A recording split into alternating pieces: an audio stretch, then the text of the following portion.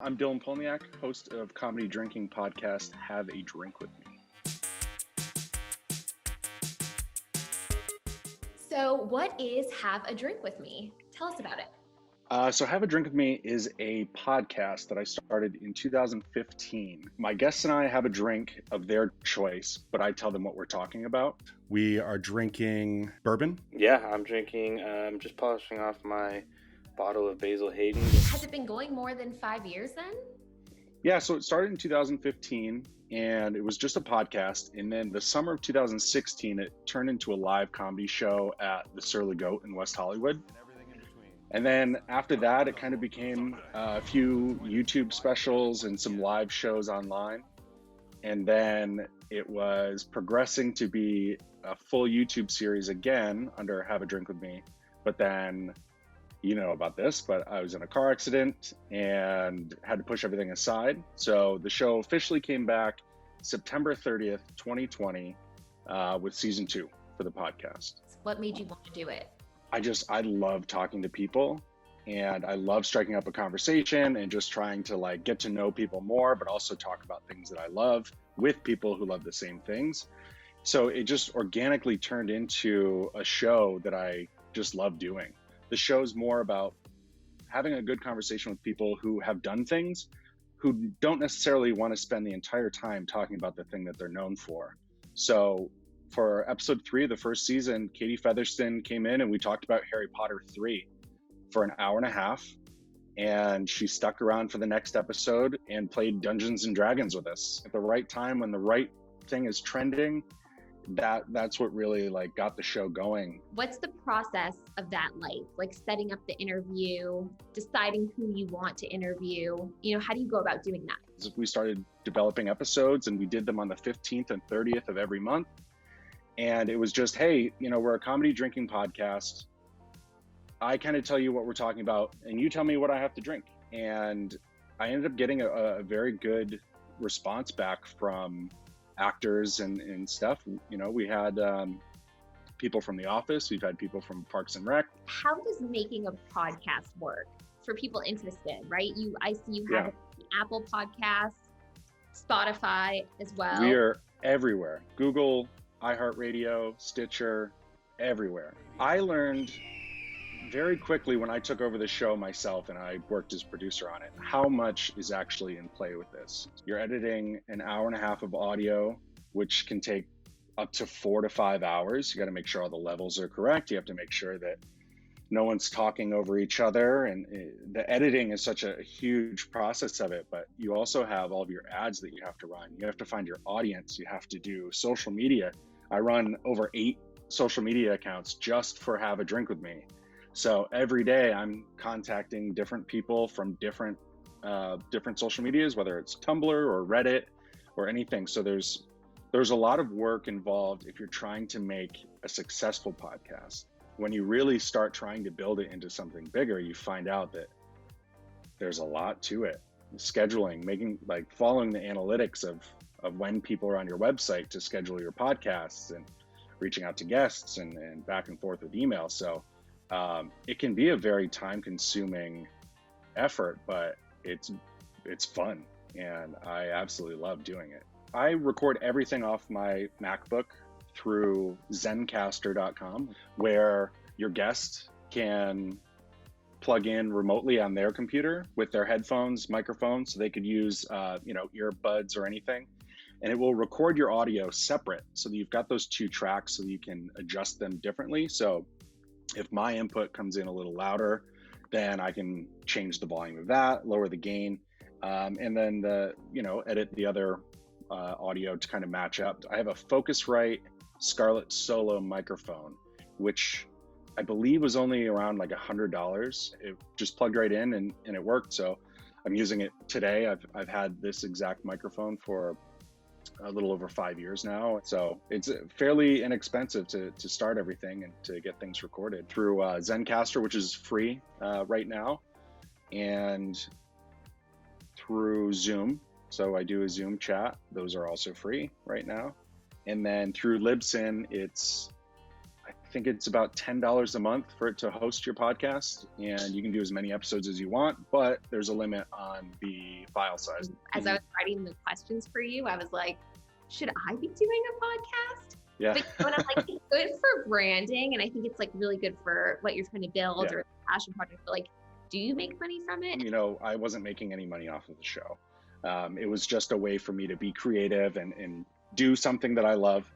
And the more we started down that path of really trying to expand different places to see us, I came up with the idea of turning the show into a live comedy show, which then brought us to the Surly Goat in West Hollywood, which then made the show profitable through liquor vendors and a lot of promotion. I made a t-shirt in the summer of 2016 that a fairly big name actress took a hold of, and she posted it all around, and we were selling thousands of dollars worth of this shirt. And then that shirt became the new promotional item for the podcast, which kind of came at a bad time because we were in the process of trying to move from Surly Goat to a new location, but it didn't work out, so we kind of took a break.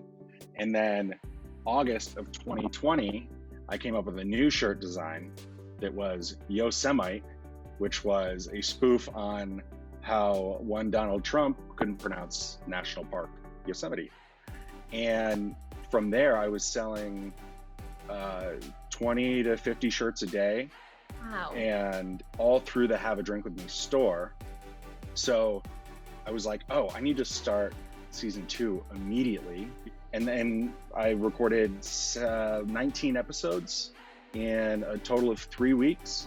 I kind of made money through the show on accident. And it was by doing something that went viral that just so happened to be attached to my show. Are you wearing a Drink With Me shirt right now? Am I? Let's see it. Let's see it. Okay. So this is one of the old shirts. So we do have them on the store. So this was the original. So you started it because it was like a fun passion project. You wanted to do it, and then you just started making money. And it's just, you know, a couple other times of getting the right moment, posting at the right time when the right thing is trending. That's what really like got the show going. Which social media sites do you invest the most time in, and which do you feel are the most important? I've found the best social media for the podcast has been Instagram.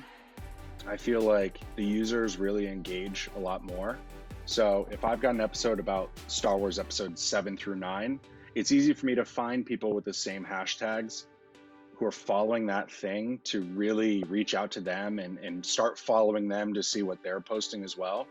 You know, the Bernie meme went around a bunch. So I use that for advertising, and I put Bernie in the Jedi Council to gain some more Star Wars followers because I've got a lot of Star Wars episodes.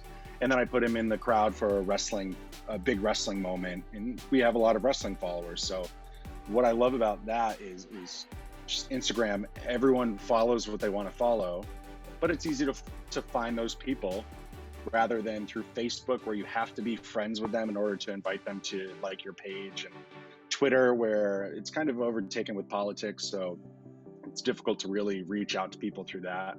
Reddit has been very good to us because a lot of the stuff that we post, a lot of the ads that we do for the show are easy enough to post just as basic memes that anyone else would share. Tumblr, which has been great.